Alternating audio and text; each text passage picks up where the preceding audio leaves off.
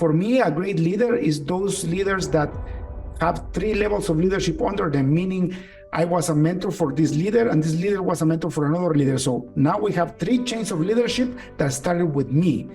That's a true leader for me. As a leader of leaders, I think, certainly you don't want to be a director with 7 managers reporting to you. You probably want to keep that to 2 or 3 so you can best support those people.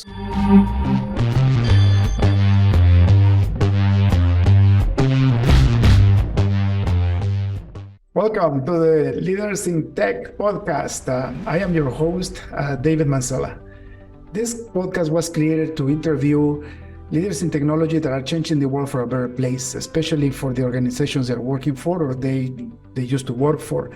And having to realize that without technology, companies will not be the way they are right now, as technology is creating great abundance for everybody. But technology by itself doesn't do anything. You need great leaders that inspire people to build great technologies for companies to thrive. Today, we have with us one of those amazing leaders, Matt Simone. Brother, welcome to the show. Hey, David, thanks for having me. Excellent. Matt, for the audience, can you tell me your full name, where do you live, and what do you do for a living? Awesome. Yeah, I'm Matt Simone. I live in Kitchener, Ontario. And I most recently was the VP of technology at a small company in downtown Kitchener here called Igloo Software, and yeah, that's where I am today. That's beautiful. Thank you so much. I wouldn't call Igloo Software so small. It's making a pretty good impact. So Matt, let's go back to your past and tell me how do you get into a leadership position? Being the VP of a company takes a lot of trials and tribulations and a lot of successes too. So let's go back when you were a teenager. Let's see, what was in your mind when you were graduating high school? Yeah, that's a great question. So, I first of all entered high school. This is mid 90s. Didn't really have a computer, didn't really know anything about them. And fortunately, I made friends right away who did. And they got me into taking computer science throughout high school. And then, kind of leaving high school, I thought, what can I do? And I really liked things besides computer science, the other sciences, and software engineering in the late 90s, early 2000s was a fairly new university field.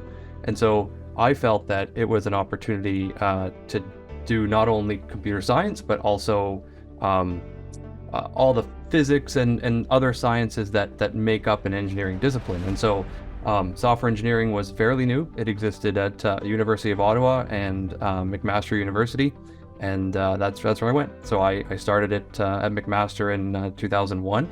In engineering was a general program, and then I went into software engineering in my second year, and sort of never looked back. I feel very strongly about software engineering as a professional engineering discipline. I myself am a professional engineer, licensed in Ontario, and I do feel that this is something that, as I've seen software evolve from, in the last 25 years, let's say, that's something that the industry now is starting to get a little bit more, right? That software is an art, it's a science, but it's also an engineering discipline. And you're seeing a lot more critical systems. Of course, disciplines all over engineering are all writing code, and software engineering was sort of that pioneering piece of that. So I'm super proud to be part of it. One of the early adopters of the program back, like I said, 23 years ago now. So that's kind of how I got started. And I will say, leaving high school, and if there's any high school students listening, I didn't really know what engineering was. It was really something that I grew to love through university, and then of course through software, and of course your class starts really large and gets smaller as you go up, and learning all the pieces and being part of that community was really great. Yeah, I remember. It's crazy. When I started my college degree back in Ontario, I think we were like 75 people, and I ended up graduating on time with 6 more people. So Amazing. from 75 to 7, I mean, more people graduated, but on time, like in the time that you're supposed to graduate, only 7 people graduated. Yeah, very, It's very not easy, similar. right? Yeah, it is. It is super crazy. And engineering, first year engineering was 750 students, I think, at McMaster, and in software, I think 22 graduate. Right. Of course, your graduating class is larger because of all the other disciplines, but Yeah. just in software was 22 people, and yeah, it's just great to be part of that group. Yeah, yeah. When I took my classes, I was right into software, but it was 1993. So I ended up doing 7 or 8 accounting courses because I wanted to become a commercial software developer, and then a whole bunch of programming courses and stuff like that. But they didn't have the software engineering program yet.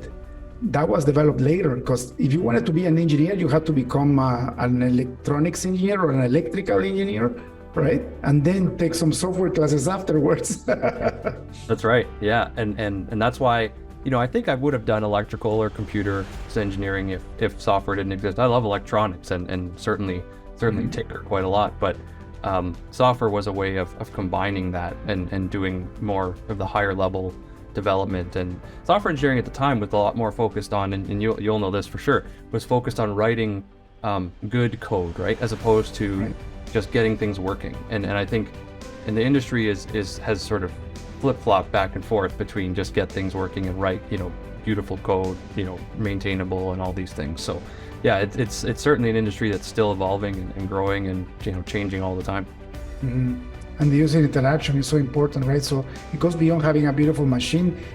It's got to be something that people like to use and want to use, and it's intuitive, right? That's right.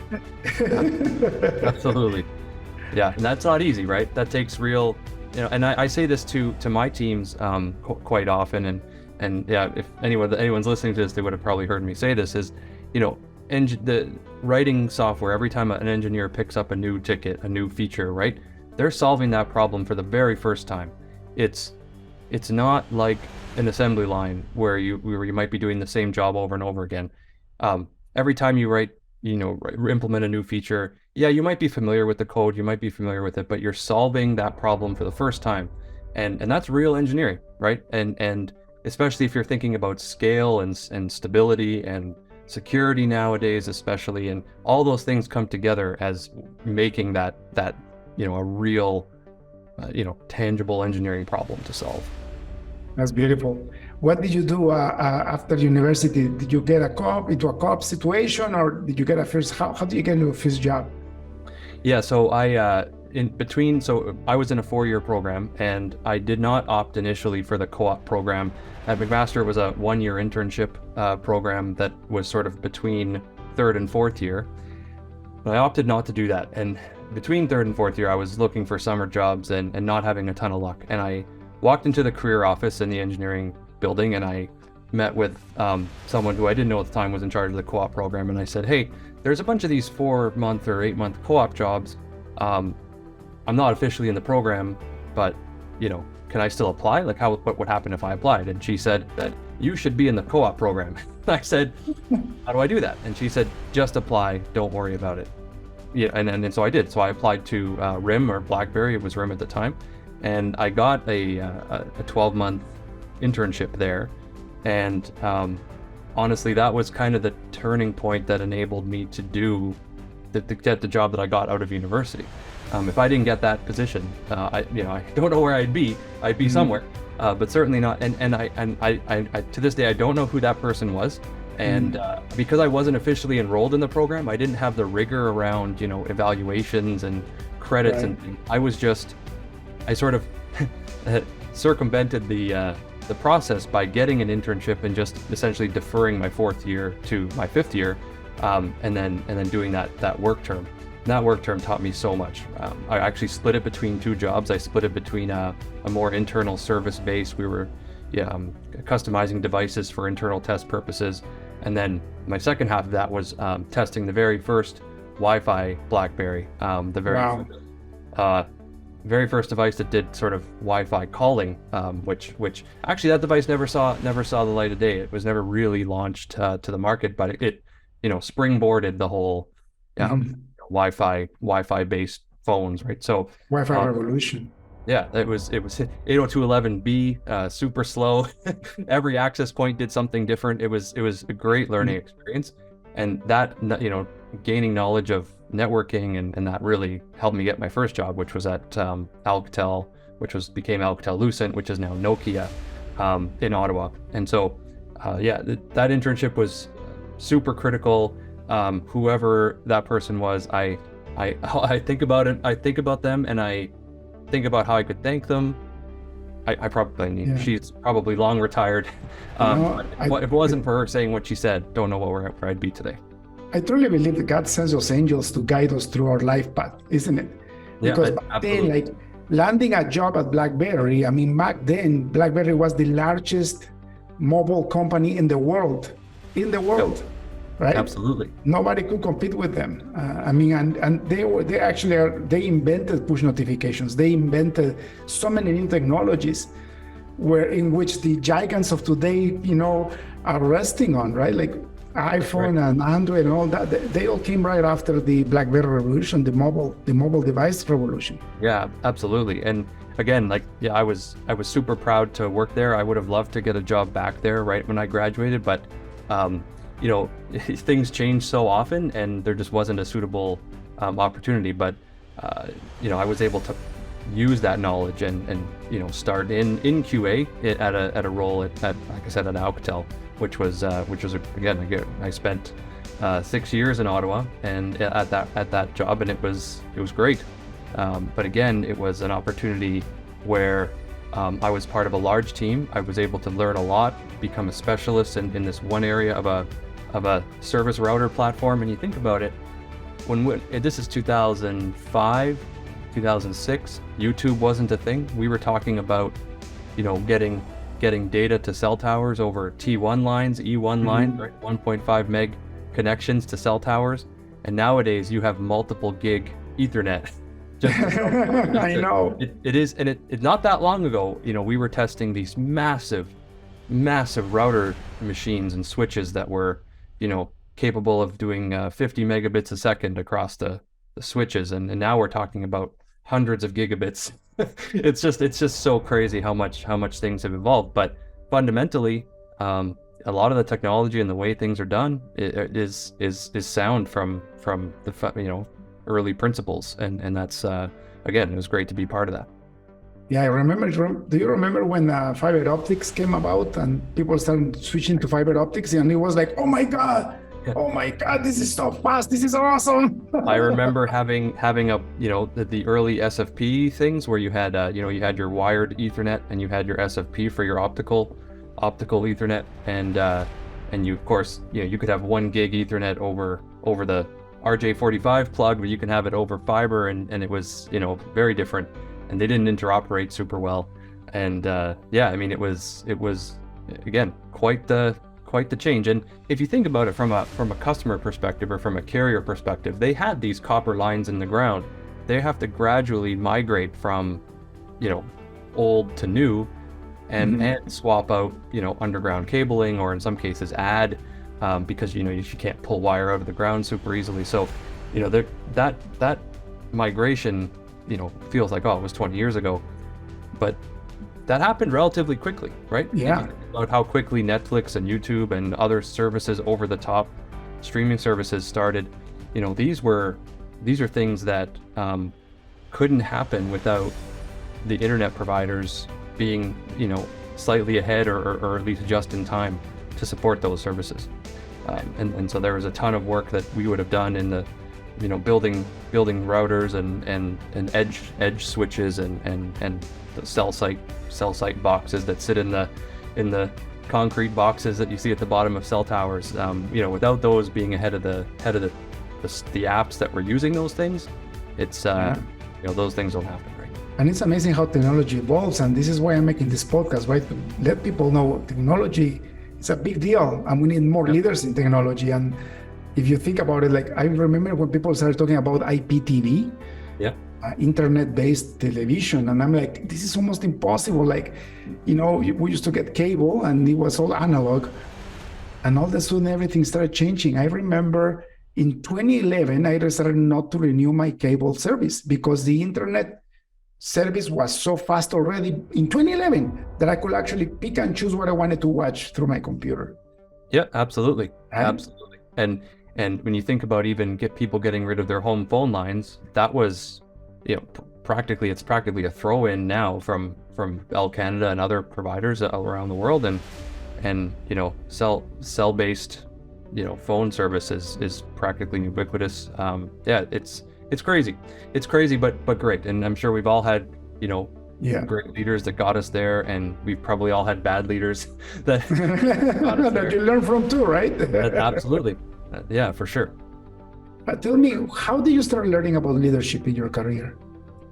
Yeah, that's a great question. So I did this role in QA at Alcatel Lucent, and I realized, so the way we were structured was every QA person worked with developers, and we were subject matter experts in a particular area of the product, and we were very flat. So all of the developers had one leader, and all of the QA team had one leader, and that I was on my particular team, I was I think 5 or 6. But when I left in 2012, I was like on one of 40, all reporting to the same manager. And he was a great leader, no question. As transparent as he could be, all the things that you'd look for in a good leader in early 2000s, let's say. But he was definitely overloaded. And I think now they've moved to more of a team lead. They've grouped people together under other leaders, acknowledging the issue that people want to feel supported and that. But surely you can't support 40 people very easily. And at the same time, I was the youngest one there. I felt I didn't really have an opportunity to grow into that leader and solve that sort of problem, helping teams feel more supported and growing people's careers. And so at the same time, I just recently got married, and my wife and I really wanted to be closer to home, which is near Toronto. And so we were sort of looking for the opportunity to relocate. And so I found this role again at BlackBerry in 2012, and again, still RIM at the time. And we were able to make that move back to the Kitchener-Waterloo area, which is of course an hour west of Toronto. So at BlackBerry is really where I started my leadership journey, kind of learning from where I came from. I joined BlackBerry at a time when things were very much changing. The iPhone was a few years old at the time. The handset business was in a state of transition. But I joined on the network infrastructure side of things, on the service infrastructure side, and that was an area that was still very stable. We were supporting enterprise services, of course, all the handheld things. And what happened was that they had a system test team that was testing things after development, sort of after the development team was done, before it hit the infrastructure. There was this sort of system testing activity that would go on, in a scaled down version of production and all these sorts of things.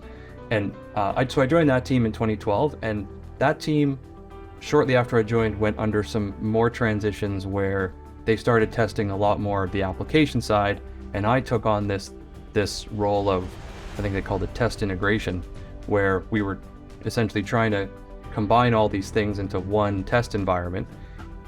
And again, it's like you're too far downstream to make a huge impact. And so I approached the leadership at the time and said, this function really needs to move to myself and my leader actually, that this function really needs to move into R&D, sort of shifting that function left.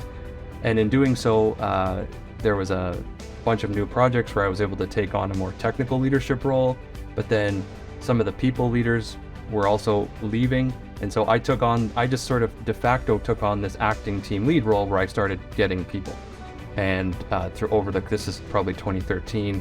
And then over the course of a few years, I accumulated a team as a manager of up to 29 people at once. And so, just like that. Just like that. So it was, and of course my leadership changed and the direction changed, but ultimately you had these really talented QA developers. A lot of them were automated developers, a lot of them were manual testers, and they needed a strong leader. And so I kind of I was there. We were all in the sort of the same business unit, and I just accumulated a team, and that was, and it was across 3 sites, so three cities in Ontario, and it was extremely challenging, but really great. Like a ton of learning. Of course, tons of different personalities, different skill sets, people coming off of different projects in the company, joining our team with different expertise. And then, of course, the whole need of, transitioning from mostly manual testing to basically 100% automated testing to part of my most recent, career moves and where I've moved as a leader is more towards modern software development and trying to modernize tech stacks and modernize the way we do development. And it really started there, looking at how everything was very manual, right? It was a lot of people doing great work, right? But we needed to do things faster, more reliably, and it was that transition period between, mostly manual to mostly automated testing that kind of got me thinking about how we could release software better and work better with development and work better with our product management team, and so that was a great experience. And I was at BlackBerry through till 2018. Through 2018, isn't it amazing that your first job was at BlackBerry as a co-op student, and it took so many years to go back and actually become a leader there? That's right. And I will say, when I took on that leadership, and this is maybe part of the theme of even what I'm seeing now in my most recent job changes is this sort of, initially I'm thinking, well, I'm a technical guy, I should be a technical leader, and so you're kind of an individual contributor, technical leader on a team, of course, with a leader, but that's very difficult. That was difficult for me because I was actually fairly new at the company, and I was trying to be a technical lead to folks that had way more expertise than me, and realizing that I could actually be of more benefit to the team by actually leading people directly and helping them just be better at their jobs and removing some of the roadblocks I was seeing.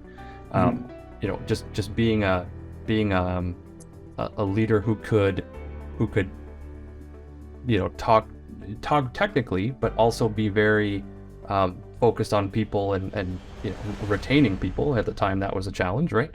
Retaining people and keeping people doing that good work to advance. I was in enterprise software, so advance that software business, growing that business, right, through better QA and doing things faster and more reliably.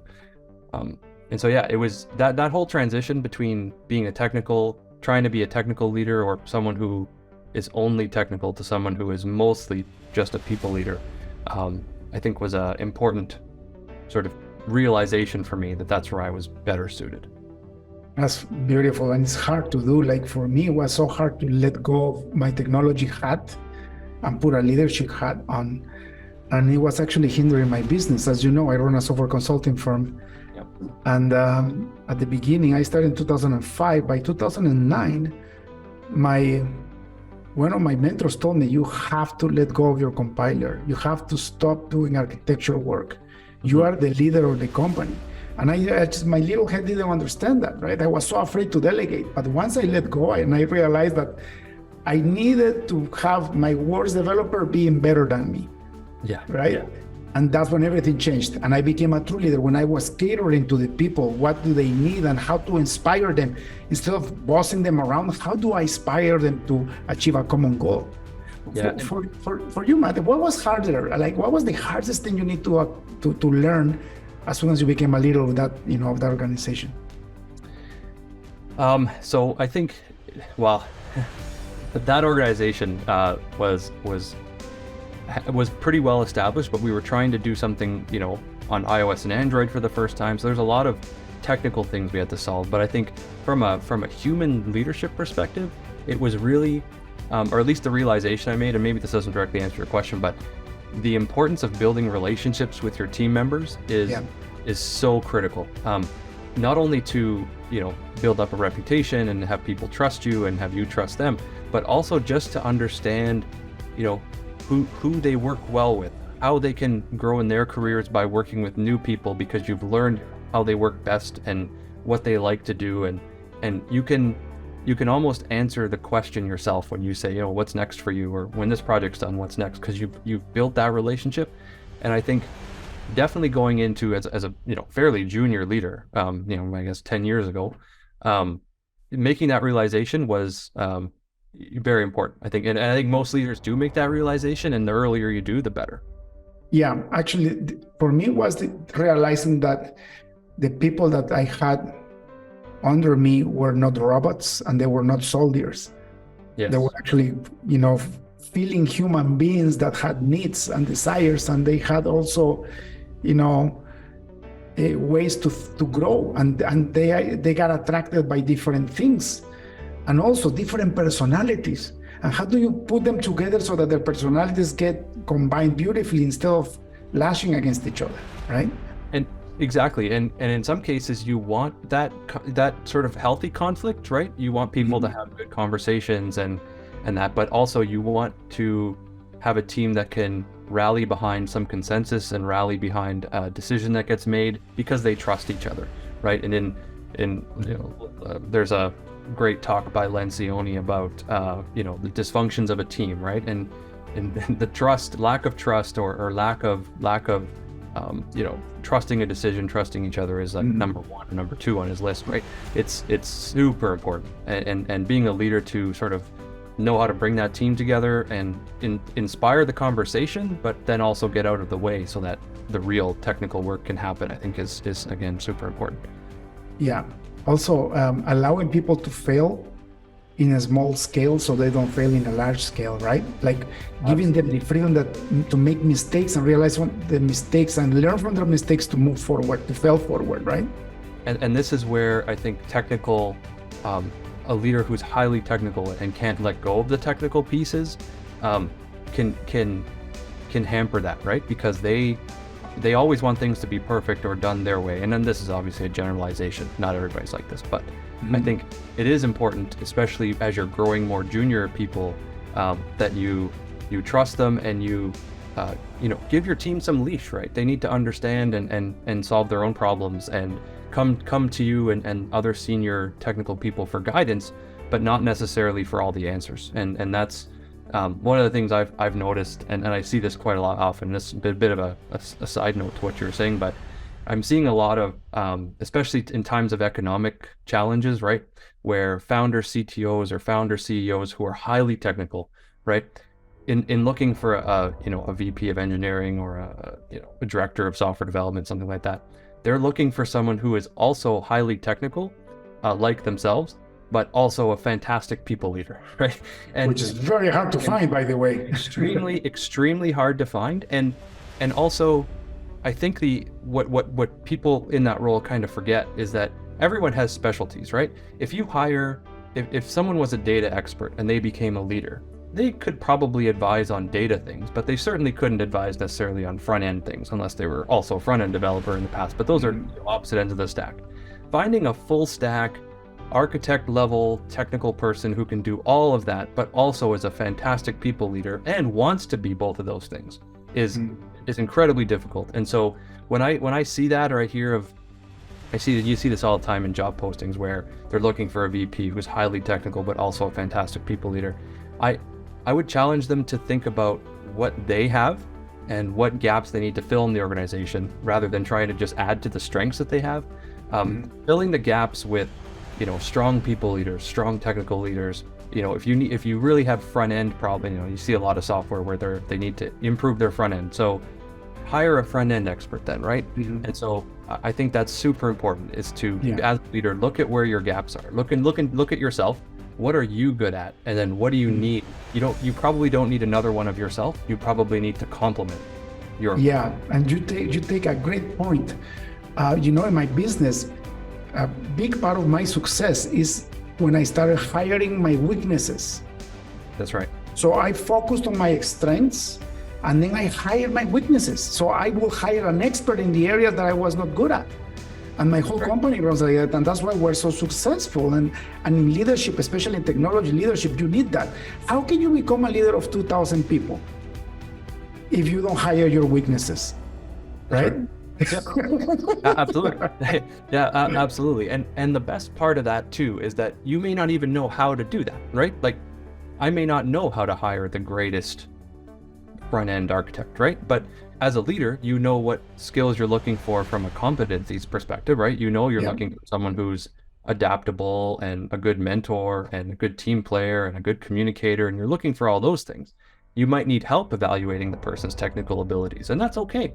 Acknowledging, especially as a senior leader, acknowledging when you don't have all the answers and when you need to bring in outside help, even if it's consultant help versus internal help, that is to me a higher level thinking that is super important.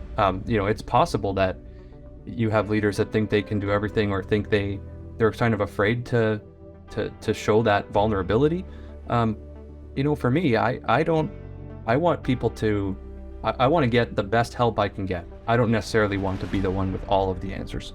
Yeah. I think the strongest leaders kind of share that, at least I hope. And that's another great thing to consider when you want to become an awesome technical leader. Humbleness, right? Right. If you don't have certain level of humility, you will never become a great leader. Because if you don't acknowledge that you have weaknesses, that you have things that you don't know, you can never supplement those by hiring the right people or by getting the team together. Also, how you manage teams. I remember we used to have this amazing developer in the company. He became an architect. He was with us for a long time. The problem with him is that he was not humble. So he would hoard his knowledge. He wouldn't be easy to share with other team members.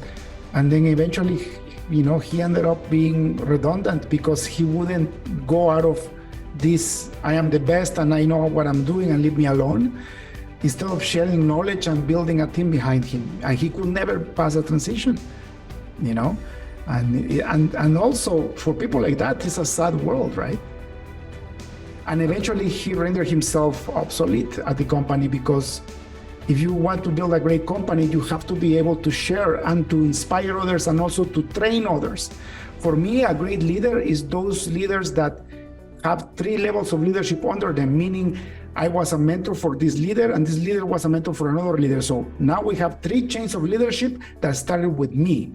That's a true leader for me, right? Yeah, I completely agree. I think, when I look at where I started with a team, a very flat team of 40 people when I left, that leader couldn't possibly know what everyone was doing, and probably it couldn't. It is just too much going on. And so if you were one of those individuals who needed support for something, or there was a conflict that you needed to have help resolving, that would sort of shift that leader's time away. And I think there's that sort of happy ratio of 7 to 10 direct reports for a leader. But I think especially a newer leader, you got to keep that number down a bit so they can, learn and grow.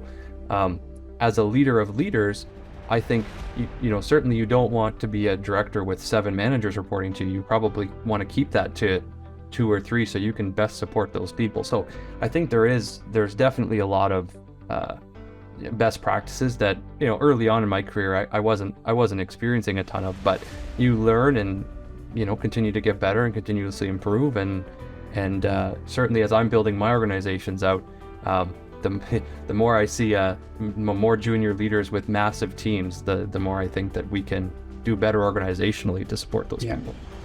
And you touched a great point again, like this, you have to have these levels. Society has built-in levels and structures. And, I love democracy, and I love the free world. And if you look why we're so successful in the free world, is because we have these levels, but people have free will. So that you have all these steps that you can scale, but it's up to you if you want to scale them or not. Yeah. I still have friends that are senior developers, and they've been developers for 40 years, and they're happy being developers.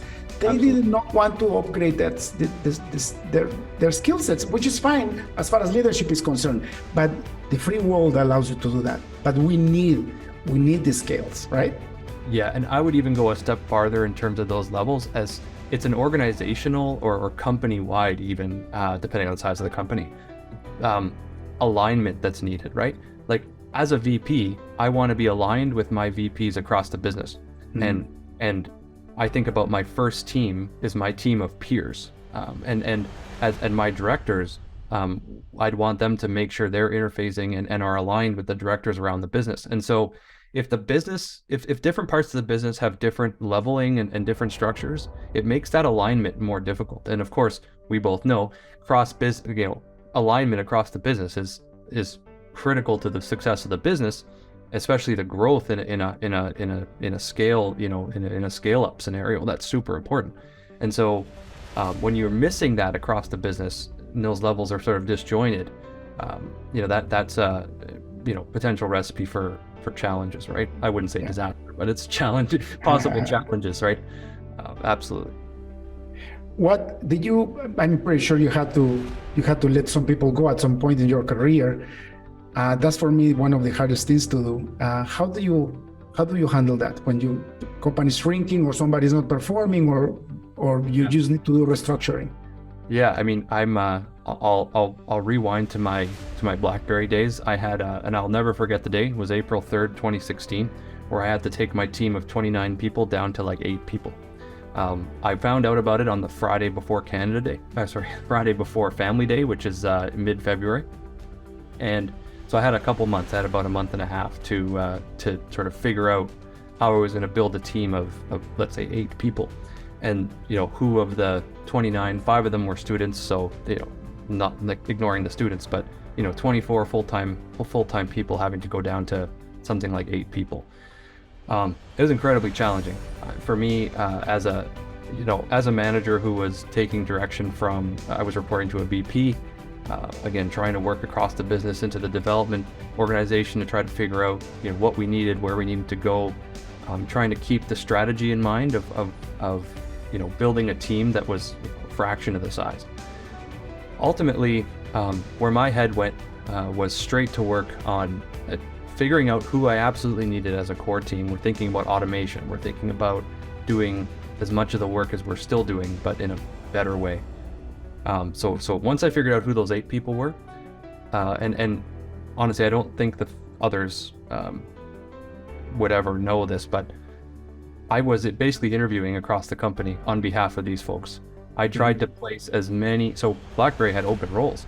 I tried to place as many of those, I think it was 15 people, into other roles at the company in advance of that April 3rd day. And as much as that day was incredibly painful, I think I had to lay off 8 people or 7 people, but I ended up finding positions for 7 or 8 people in that time frame. I'm still sad about that day. I think about those people fairly often. I look them up on LinkedIn and see where they are, and I'm still part of me is still sad I couldn't find something for all 15 people. But some of those 7 that are still at the company, they're still doing work for BlackBerry, and I think about the sort of month and a half of work I did to try to get positions for those folks. So I mean, to your question around how do you handle it? First of all, I like to partner real strongly with our HR or talent and culture folks to make sure that we're in alignment and we can tell the same story and be aligned from a messaging perspective. But for me, I just want to do my best to support people. I want to be references for people. I hope that I've built relationships to the point where I can, they trust that it's nothing personal. Business decisions happen. Having been on sort of both ends of that, I can understand how there's that, you're upending someone's life, and it's something that as a leader, the best you can do is be supportive and as helpful as you can. And that's what I was, even into my story about BlackBerry, was I was trying to do that right from the day I heard the news, in mid-February. So it was incredibly difficult. I'll never forget April 3rd, 2016, when I had to do it. So, yeah. It's a wonderful insight. Sometimes what looks like a disaster in front of your life becomes a blessing later on. right? When I had, when sometimes I had to let people go, then I see them prosper in another company and their careers blossom, right? So sometimes I think maybe I was an obstacle in their life. Maybe they needed to go, right? Maybe it wasn't the economy, right? So I always look at it that way, but at the same time, be as loving and as helpful. You need to be as helpful as possible, and love the person in a way that they're gonna be okay, right? Yeah. Because it's never easy, right? Right. I said April 3rd, I meant April 4th. But yeah, no, it was incredibly challenging. And you're right. Like, I think most people land on their feet and find something. And honestly, with the tech layoffs happening now, of course, across the world, a lot of people will find their true calling, right? And maybe it won't be in tech, maybe it will be. And some people will hit the reset button and try other things, and some people move up into better things. It's just, it's always difficult, but I'm totally with you. As long as as a leader, I've done my job to be as supportive as possible. I feel like, that's almost the best you can do. And your conscience is clean, right? Yeah, absolutely, right. And yeah. Matt, thank you so much for being in the show. I know I can talk to you for the rest of the day, but I want to respect your time. One last question. If you had access to a billboard in front of the busiest highway on earth, what would you write in it? Never stop learning. Never stop learning would be the thing. I think, as a leader, you think, well, you want to stay technical, right? But one of the advantages of being a professional engineer is you're into this continuous professional development cycle, right? Where you need to keep learning, but you shouldn't have to be forced to do that. I think there's a lot of good things out there nowadays. Finding educational podcasts, YouTube channels, there's a ton of information out there that can kind of keep you sharp and keep you evolving as a leader, evolving as a technologist. It's not just about, and certainly it's important. There's a ton of resources if you're, in Microsoft's ecosystem, or if you're in Amazon's ecosystem or Google's ecosystem. There's a ton of stuff to learn. So that'd be what I put on there. Beautiful. Never stop learning. That's for sure. That's the way to keep growing. Actually, you never stop learning until you die. I think That's right. the time you stop learning, you stop living, right? That's right. Absolutely. Yep. 100%. Brother, thank you so much for your time. Thank you for being such a great leader in the world. If people like to find out more about you, if they like to, where can they find you on the internet? Yeah, I'm on LinkedIn. I'm trying to do a lot more posts. Trying to put out a little bit more little bits of content. So yeah, I'm on LinkedIn. Matt Simone PEng on LinkedIn. Beautiful, Matt. Thank you so much. Welcome to the show again. You are always welcome to come back. And God bless and have a beautiful rest of the week. Thanks, David. Same to you. Thanks for having me. Blessings. Thank you for tuning in to the Leaders in Tech podcast. Check in next week to keep learning how to use technology and leadership to change the game. See you next time.